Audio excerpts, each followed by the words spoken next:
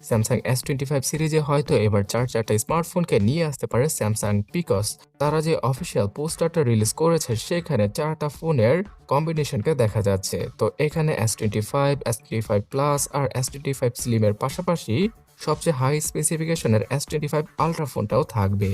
আর এই সবগুলো ফোনের ভেতরেই স্ন্যাপড্রাগন 8 এলিটকে পেয়ে যাব আমরা।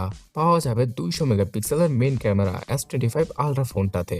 তার পাশাপাশি এআই রিলেটেড নতুন আপডেট, তাছাড়া 7 বছরের সফটওয়্যার আপডেটের পাশাপাশি out of the box One UI 7 এবং অ্যান্ড্রয়েড 15 এর সাথেই আসবে S25 সিরিজের সবগুলো স্মার্টফোন। কিন্তু এখানে শুধুমাত্র 5000 mAh এর ব্যাটারিকে নাকি ইউজ করবে স্যামসাং। তো এই জিনিসটা দেখে খুব খারাপ লাগলো, বিকজ বর্তমানে চাইনিজ ব্র্যান্ডের সবগুলো ফোনই 6000 mAh এর ব্যাটারিকে সর্বনিম্ন দিচ্ছে।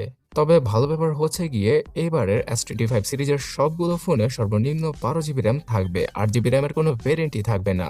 12GB 16GB র্যামের সাথে আসা এই ফোনগুলোতে সর্বোচ্চ 32GB র্যামকে ইউজ করা পসিবল হবে র্যাম প্লাস ফিচারের মাধ্যমে। তাছাড়া আইফোন 16 সিরিজকে দেখে স্যামসাংও তাদের ফোনের বেজেলকে আরও কিছুটা ন্যারো করবে। সো এই ফোনগুলো আগামী জানুয়ারি মাসের 22 তারিখে আমরা অফিসিয়ালভাবে পুরো গ্লোবাল মার্কেট সহ বাংলাদেশের মার্কেটও পেতে চলেছি। আশা করা যাচ্ছে যে বাংলাদেশে অফিসিয়ালভাবে 1 লক্ষ থেকে 2 লক্ষ টাকা দাম রাখা হতে পারে এই ফোনগুলোর বিভিন্ন ভেরিয়েন্টের। क्या बात कर रहे हैं? তবে বাজেট ক্যাটাগরিতে স্যামসাং তাদের M16 আর A16 কে নিয়ে আসছে, যেই ফোনগুলোতে পাওয়া যাবে Dimensity 6300 চিপসেট এবং সুপার অ্যামোলেড লেভেলের ডিসপ্লে। কিন্তু এখানে ইনফিনিটি ইউ শেপের নচকে আমরা পেয়ে যাব।